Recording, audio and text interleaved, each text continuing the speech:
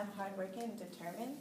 When I get a task, I'm always pushing through, no matter how hard it is. I always ask clarifying questions. I go for support from my colleagues in Google. If I can't, I go to my professor or instructor, that's what we call it here. Tech is challenging for me, so I feel like that'll be a good challenge for me. And yes. Take a deep breath. Sorry. You're okay. You're okay. And what specifically, if you had a preference right now, what type of internship would you be interested in?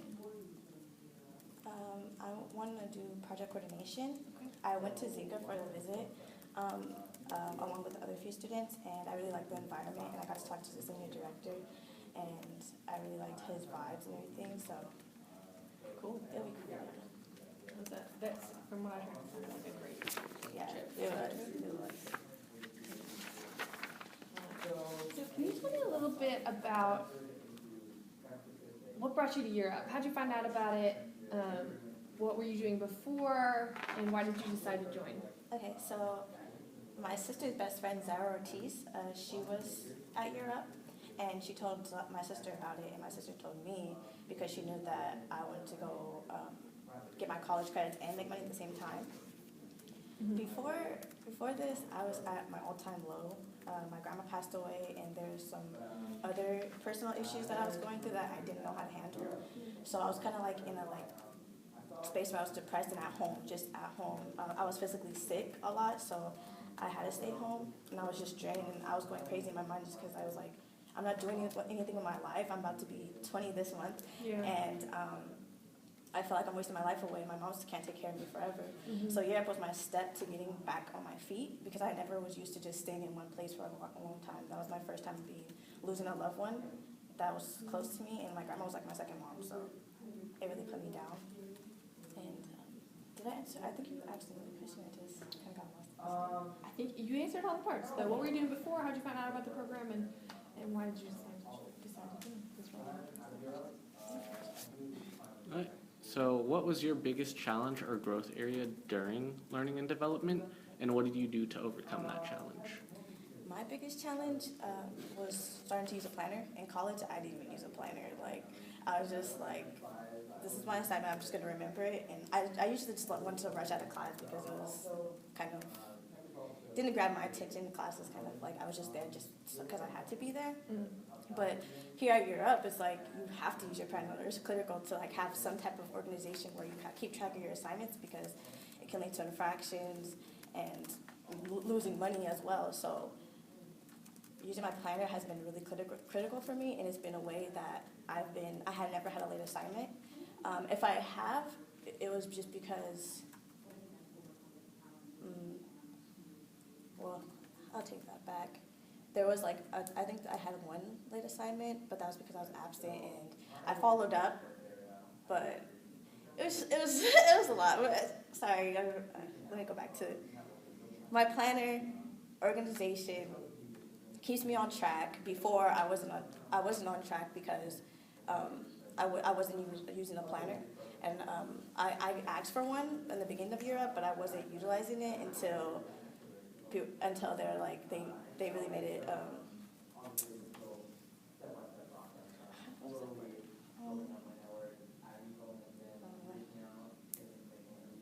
It's very important to keep track of your assignments. So the instructors really made that clear. So I was like, okay, because I don't want to lose points. I don't want to lose money.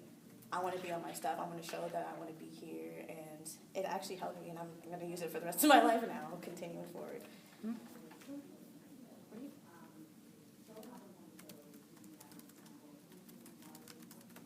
Okay, so tell me about a time when someone else did not understand your point of view, and how did you handle the situation, and what was the outcome? Okay. So it was actually an experience where I got a core values infraction, but I learned from this experience. I'm going to share that experience with you. So it was a time where me and my colleague had some issues outside, and it came into the classroom, and we got into an argument, and it was just kept on going back and forth just because I wasn't agreeing what he was saying, he wasn't agreeing what I was saying. So we had to go upstairs. I got a $50 and 50 points core infraction, and that told me it's not worth it at the end of the day.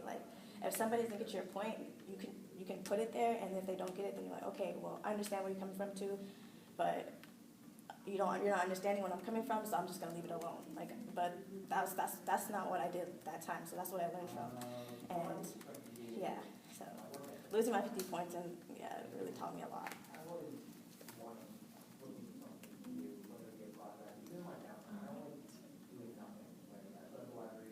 So I'm curious, what makes you stand out amongst your peers in the workplace?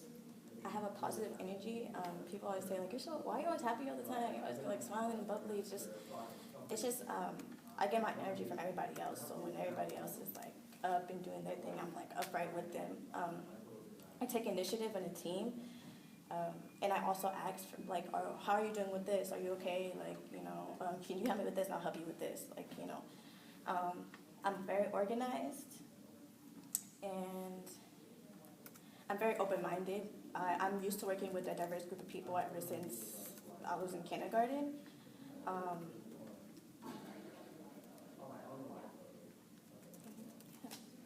Great. Thank you. All right, so talk about a time you had to complete a large quantity of work in a short amount of time. How did you ensure that you both met the deadlines and delivered a high quality of the product? Okay, so it was recently in Jesus's class where we were supposed to like 9 assignments, all due same time, the same day, Tuesday at 8:30 a.m. And I was like, oh my God. When I looked at my Schoology, I just seen all of them. I was overwhelmed. I'm like, oh my God, like, because I didn't know how long the assignments were. So I looked into each assignment to see how long the assignments were, and I started off with the shorter assignments. I split up into days, so I was trying to complete projects effectively, and that's what I learned in high school. It's like set a goal for each project. So I did 4. I did 1 during school, the one that I needed help with the most, so my colleagues could help me. I did 4 during the Saturday and 4 on Sunday, and I got them all done before. I submitted them all Sunday that day, so they're all done before Monday.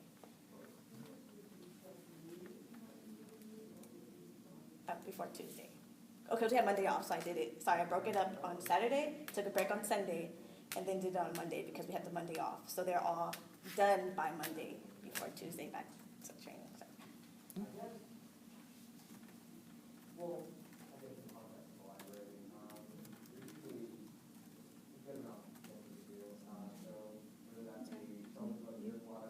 Oh.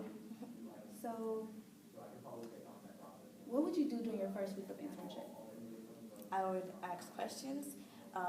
If I get a task and I complete it, I'm like, what do I need to do next? I don't want to just be sitting here. I want to find somebody that's higher than me to ask them for advice. And what I'm doing, ask for feedback that actually does help, even though sometimes it's kind of scary to know what you're doing wrong. And I'll always come on time, always have a positive attitude. And when I had my informational interview, my person told me that it's always, you have to have a positive attitude and be willing to learn because you come into an internship to learn. So that's what you have to do. So that's what I'm doing going into an internship. Now you mentioned that you're interested in project coordination.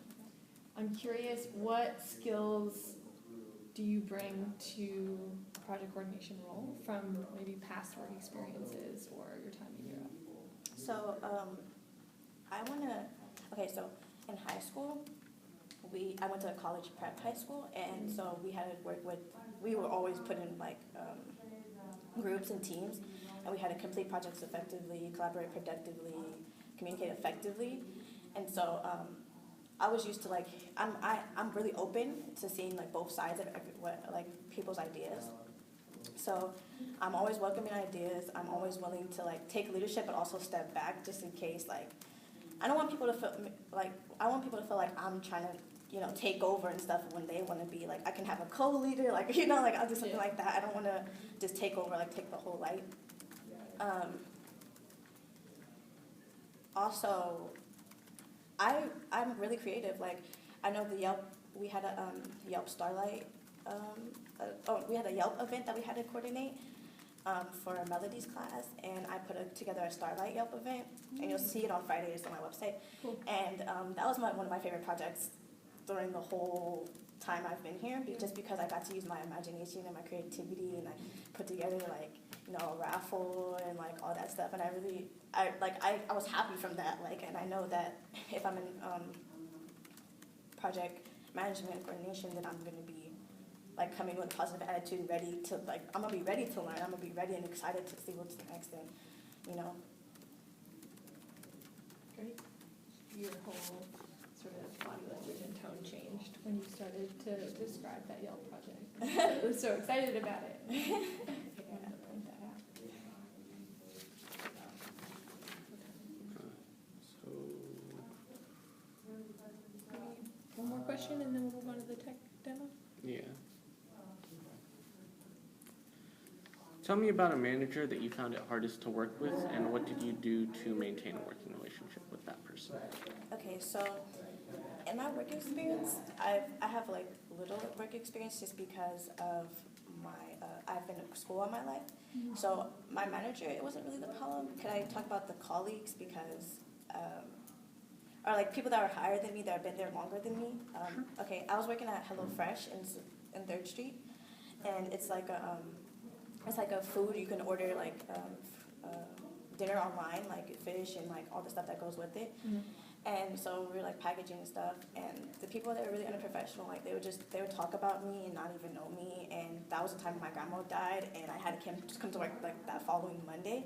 And so I was like really like stressed and like really letting it get to me, just because I'm like, you guys are grown, you guys are adults, and I'm like 18, and then you guys are like you know, talking about me and just like making me feel uncomfortable. It was a really uncomfortable environment. I like to be in a place where I'm comfortable. So I just I stuck it out. I talked to my manager, and I told her how I was feeling, and I just basically ignored them. Like, I'm here for me. I'm here to earn what I need to earn to get me back on my feet, and you guys can do that, but that's where your mind's at. My mind's somewhere else. I really didn't acknowledge it because I had more friends than I did people that didn't like me. So I just stuck to what I was there for and just didn't let that affect me anymore. It just affected me a little bit just because my grandma was like all around the time, you know. So it's kind of like, at first I was kind of just like I don't want to be here and everything, but once I started getting like, you know, the days started going by, I'm like, you know what, and it is what it is. Like, people are going to talk no matter what, no matter who you are, so. Okay. So we're gonna move on to the